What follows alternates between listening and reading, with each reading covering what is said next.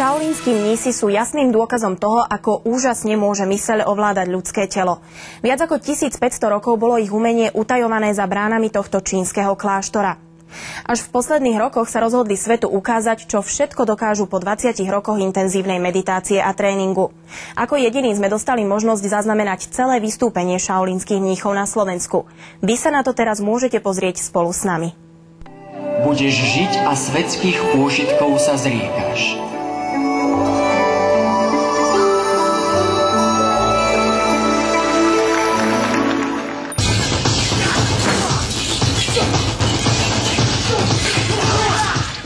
Vždy, keď sa budeš cítiť slabý naše zákony nasledovať, si voľný a môžeš nás opustiť.